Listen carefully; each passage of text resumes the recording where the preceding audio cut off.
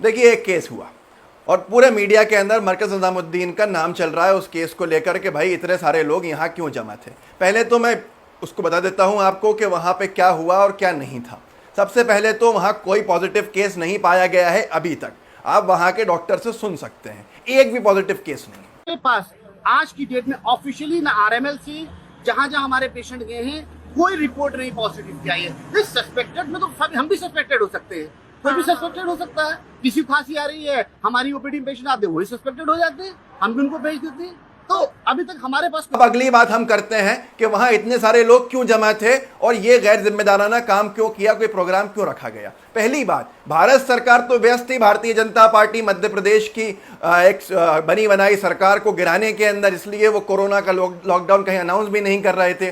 PTI ने खबर जारी की थी गवर्नमेंट ऑफिशियल्स की तरफ से कि कोई कोरोना का संकट नहीं है। 13 मार्च को, 20 मार्च और उससे पहले भाजपा के मध्य प्रदेश में लोग किस तरह से जमा हुए थे सोशल डिस्टेंसिंग की धज्जियां उड़ाते हुए। इस सब को इसलिए ताकि मध्य प्रदेश में बीजेपी की सरकार बन सके। जब सरकार बन गई उसी दिन शाम में लॉकडाउन घोषित कर दिया प्रधानमंत्री जी ने। निज़ामुद्दीन मरकज धर्मशाला की तरह है, वहाँ लोग आते हैं चले जाते हैं, लोग आते हैं वहाँ से अगला अपने घर की तरफ जाते हैं, जमातें वापस आती हैं। हर रोज़ 1500 से 2000 लोगों का फुटफॉल होता है। जब लॉकडाउन अनाउंस हुआ, जब कोरोना का संकट को क्लियर किया कि हाँ बीमारी मध्य भारत के अंदर है और लॉकडाउन घोषित कर दिया प्रधानमंत्री ने, जो जहाँ है वहीं रह जाए, ऐसा गैर जिम्मेदाराना बिना किसी तैयारी के लॉकडाउन घोषित किया। गलती किसकी? मोदी सरकार की। उसके बाद मरकज निज़ामुद्दीन की कमेटी ने जिम्मेदारी से SHO को इन्फॉर्म किया कि हमारे यहाँ पे फॉरेन नेशनल्स भी हैं, भारत के नागरिक भी हैं, सब लोग हैं, दूसरे स्टेट्स के भी लोग हैं। 1500 लोगों को हम उनके घर भेज चुके हैं, 1000 लोग अभी भी यहाँ फंसे होंगे, जिसमें वॉलंटियर्स भी जो यहाँ काम करते हैं वो भी मौजूद हैं।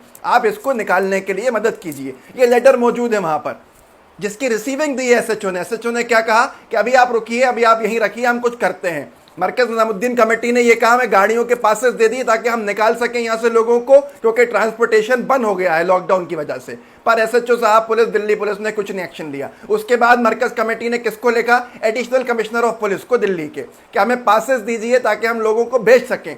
एडिशनल कमिश्नर ऑफ पुलिस की रिसीविंग मौजूद है, पर उन्होंने भी कुछ नहीं किया। उसके बाद SDM को लिखा कि SDM साहब पासेस दिलवाइए हमको ताकि हम लोगों को भेज सके, पर SDM साहब ने भी कुछ नहीं किया। कहा DM के यहाँ आ जाओ। DM ने क्या कहा? DM ने कहा कि हम पासेस अभी देते हैं, आपको टालते रहा। DM SDM किसके अंडर में आते हैं? केजरीवाल सरकार के अंडर में आते हैं।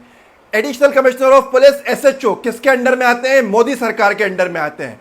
इनकी नाकामी के ऊपर जिम्मेदार ठहराया जा रहा है मरकज को, जो निरंतर मेहनत करे जा रही थी कमेटी वहां की लोगों को निकालने के लिए, और सरकार के आदेशों का पालन करते हुए किसी को बाहर नहीं घूमने दिया, किसी को इधर उधर नहीं जाने दिया। वहीं पर रोक के रखा गया कि यहां से मत निकलिए, हमारी SHO से बात चल रही है, हमारी DM से बात चल रही है, आपको अपने घर पहुंचाएंगे।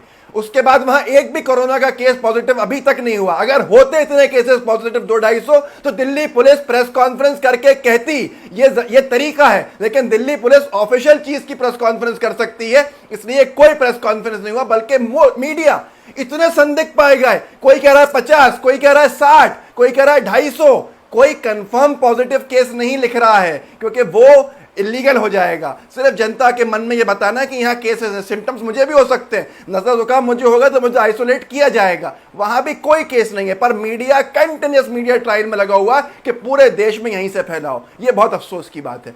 दूसरी बात, अगर आज आप देखें यहाँ पे तो किस लिए किया गया ये? क्योंकि 1.5 लाख मजदूर जो यूपी और दिल्ली की बॉर्डर में फंसे, उनकी भयावह तस्वीरें, केजरीवाल सरकार की नाकामी, योगी सरकार की नाकामी, मोदी सरकार की नाकामी, और लोगों का उनको गालियां देना शुरू हो गया था, कहीं सैनिटाइजर से धुला दिया, नहला दिया, इतने जल्लादों वाला एटीट्यूड, उसको छुपाने के लिए, उन भयावह तस्वीरों को हटाने के लिए ये सब चीजें की गई, जिससे कि ध्यान मुड़ सके। लेकिन अफसोस की बात यह है कि आज बीमारी को हिंदू मुस्लिम का नाम दे रहे हैं, और आप सिर्फ इसलिए खामोश बैठे हैं कि आवाज उठाएंगे तो कम्युनल हो जाएंगे। अरे ऐसे कम्युनिज्म के ऊपर अगर आप फिक्र करने लगे तो भारत का क्या होगा? इस वक्त एक भारत का नागरिक बन के सोचिए और हक के साथ आवाज उठाइए कि जो हक है उसको बोलिए और सच बोलिए। ये सिर्फ और सिर्फ अपनी नाकामियां छुपाने के लिए केजरीवाल और अपनी नाकामियां छुपाने के लिए मोदी जी की सरकार इस तरह का षड्यंत्र रच रही है, और वहां कोई पॉजिटिव नहीं है, याद रखिएगा।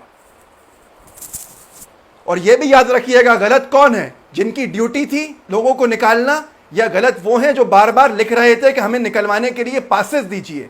अब सोचिएगा जरूर। जय हिंद, जय भारत।